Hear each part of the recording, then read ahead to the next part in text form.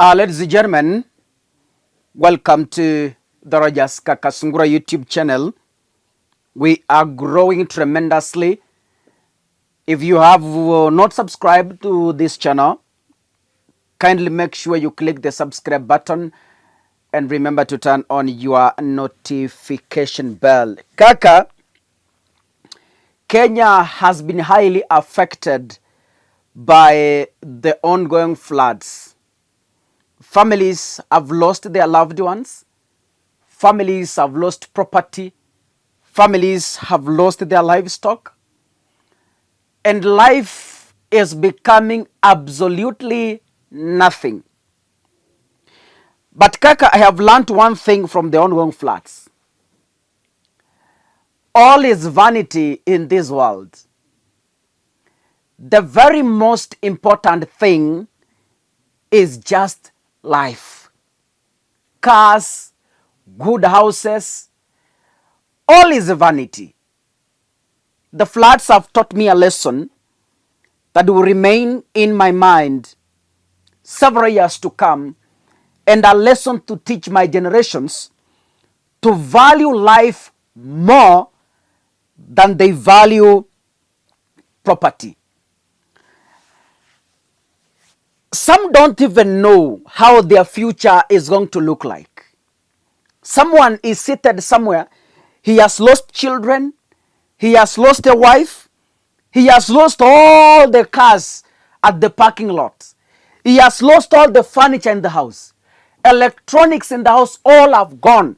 So this man is seated somewhere worried how tomorrow is going to look like. Kenyans, tupendane. God is teaching us a lesson. God is teaching Kenyans something that only those who can open their eyes can be able to see what God is teaching us from the floods. Now, since I grew,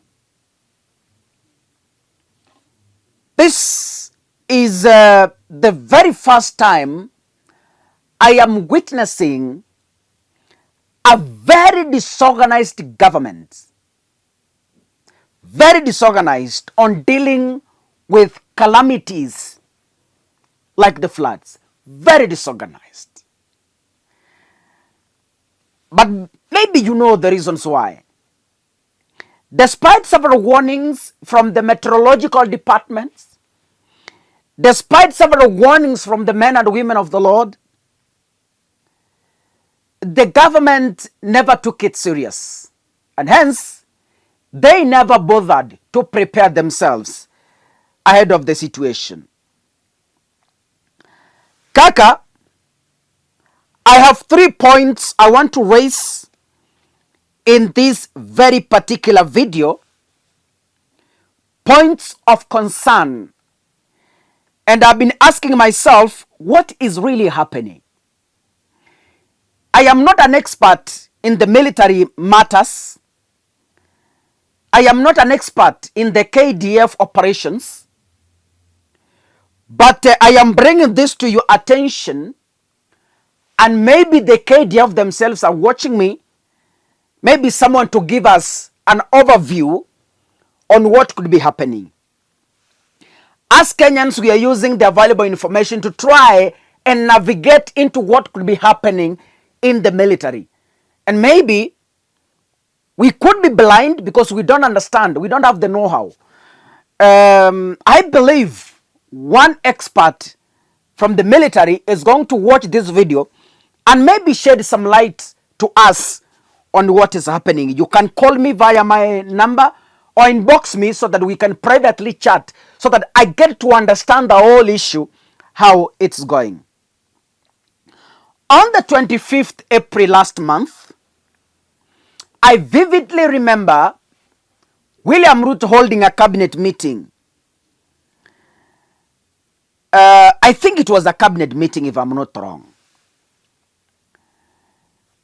President Ruto ordered the military to provide urgent support to Kenyans who have been adversely affected by the ongoing floods. So after Ruto's order, I waited to see if the military will be dispatched to the ground in various parts of the Republic of Kenya to lead in rescue operations. We never saw them on the ground.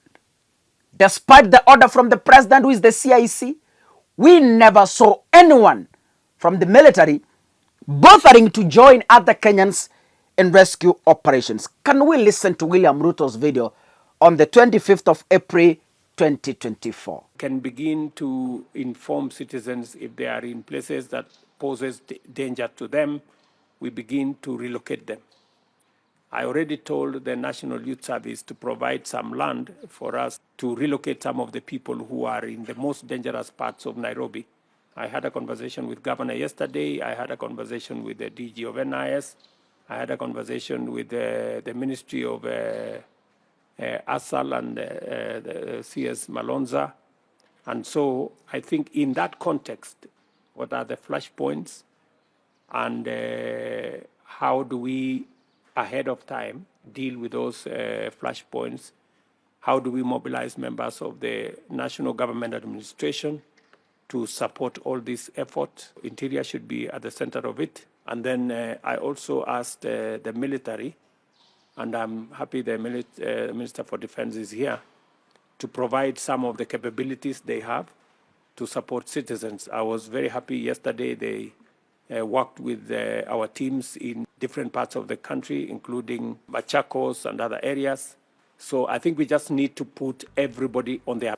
Ladies and gentlemen, you've heard clearly how Ruto is telling the military. Kaka always say, I do not use my own words here. I use the available information to try and find out what could be happening.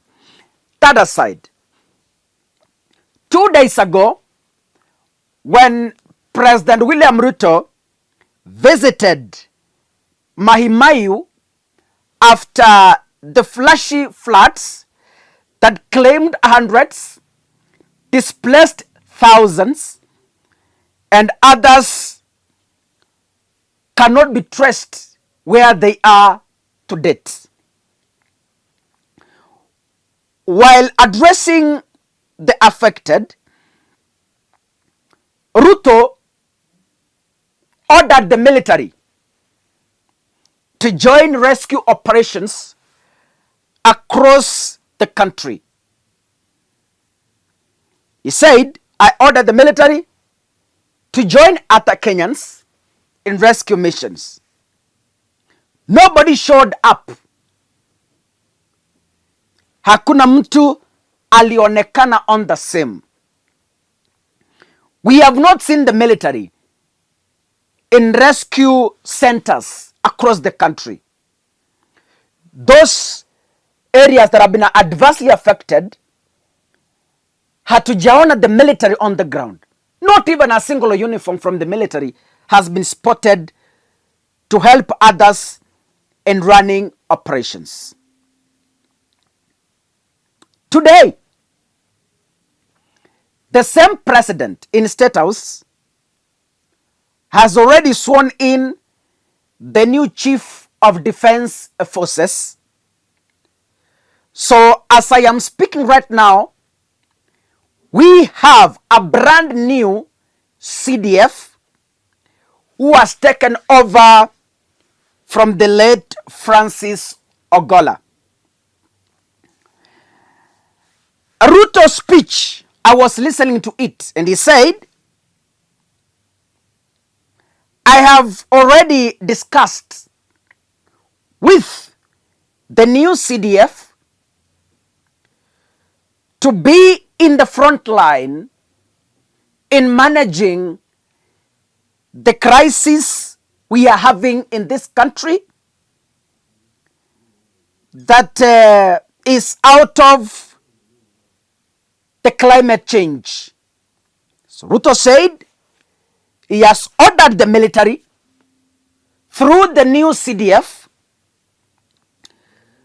to join other Kenyans in managing the calamities we are witnessing in this country. Can we listen to William Ruto's speech today? I have had conversations with you on the teamwork and cooperation that is expected of us. You're aware of the situation the country faces. Immediately after this function, we're going to have a conversation on how KDF is going to lead the other security agencies in managing the serious environmental and climate change situation that we face as a country at this moment. I have discussed this with the new CDF, and shortly we will be asking the KDF to roll out its capabilities to support other agencies in dealing with the situation we have in the country at the moment. Ladies and gentlemen, today marks the third, how can I call it? It marks the third season that Ruto, it can't be a season. Let me say, today is a third time Ruto is ordering the military to join in rescue operations in various parts of this Republic of Kenya. I don't know if they are going to heed to his orders. I believe starting tomorrow morning, we will be seeing the military in various parts of this country helping other Kenyans in managing the crisis we have. The first time Ruto ordered the military, nobody bothered from the military to join. The second time Ruto ordered the military, up to date, nobody has bothered to join. We have not seen even a military uniform anywhere in the ongoing rescue missions in various parts of this country. Today, Ruto has made the same order. President Ruto has made the same order. Now, my big question is this to all Kenyans and maybe the military at large. We all understand that the president is the CIC, is the commander-in-chief of the defense forces. So, when he speaks, we expect an immediate action. Because after all, he's the CIC. When he orders, we expect the people to tremble and act. After all, he's the CIC. Maybe, Kaka, there are things I do not understand very well. Now, my big question is, if Ruto is the CIC, why is the military too slow in effecting his orders? I repeat myself. Kaka, I have a big question.